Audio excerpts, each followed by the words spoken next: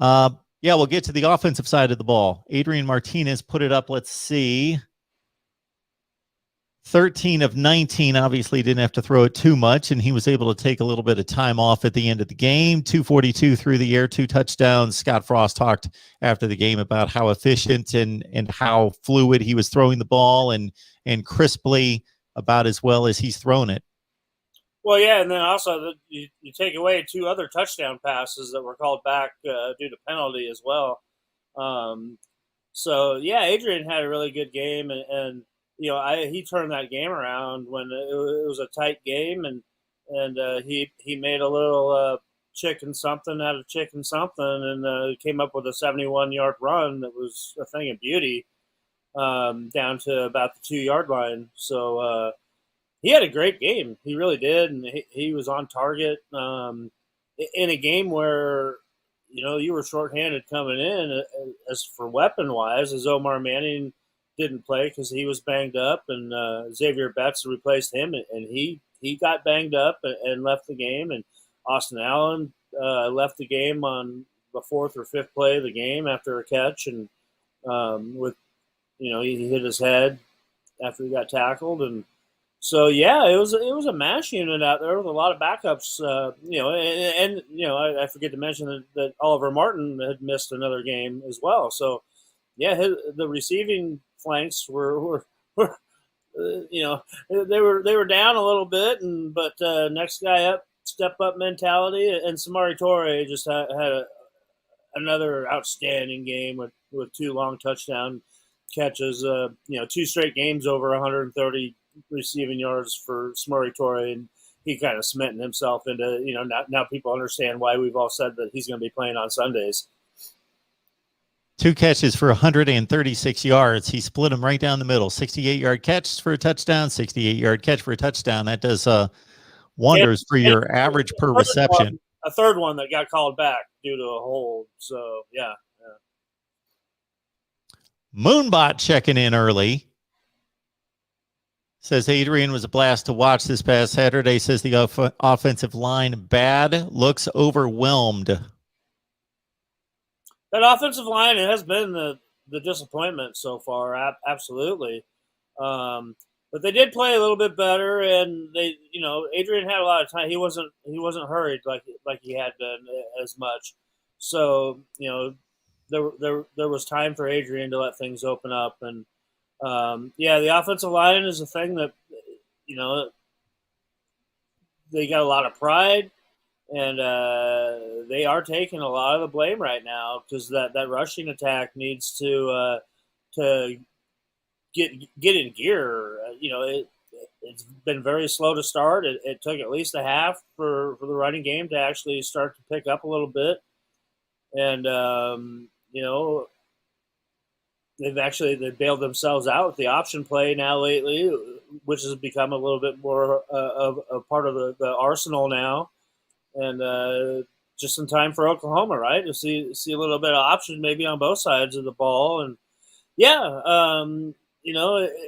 this is their time to step up, and this is the time for you prove yourself. Oklahoma's ranked number 3 for a reason, and you got to go down there and show that you're right up there, good enough to play with a team like that. And I think they're ready to accept the challenge and hopefully Saturday they play much, much better. Besides Martinez' long run for 71 yards and a touchdown, basically Gabe Ervin was the rushing attack, 10 carries, 56 yards from the running back position. 2 touchdowns there. And Moonbot, we got him on record here. Look at this.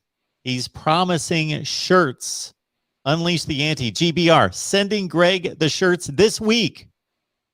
Let's hope so. We've been waiting. I know you said there was going to be a delay in that there, Moonbot, and that's all good. And like I said, as soon as we get those shirts here, the Yankees going to take a look at it, and we'll see what we can do with those. And you know what? Hopefully, maybe he gets a chance down in Norman.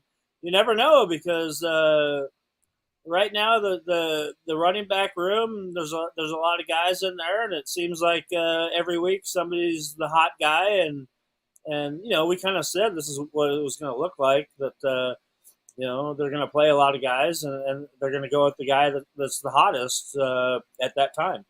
And last week it was Gabe Urban. Week before that was Marquis Stepp.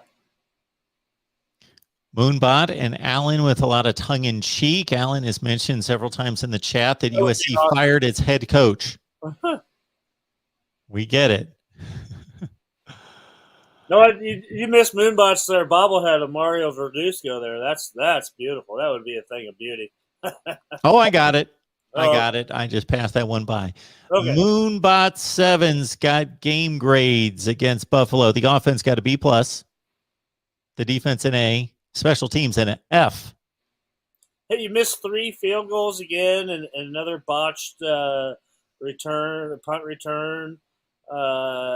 Yeah, the special teams has just been a mess every week. Yeah, it's a little something different. So yeah, special teams has just been a joke, and you can't have these mistakes when you go play a team like Oklahoma. So this is the week. This is the week for the special teams to prove that they don't stink or like one of the worst special teams units in the nation, which is kind of the way they're trending right now. Brad here is going to take the optimistic look at the offensive line, basically saying it's a skill.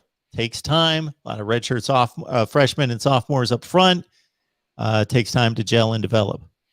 Absolutely. He's 100% right there. And, you do have a bunch of young guys. And you also, right now, you have a true freshman in Teddy Prohaska who's getting playing time. He's burned 2 out of his 4 games that you were planning on redshirting this guy, but he has progressed so much farther and faster than anybody ever believed.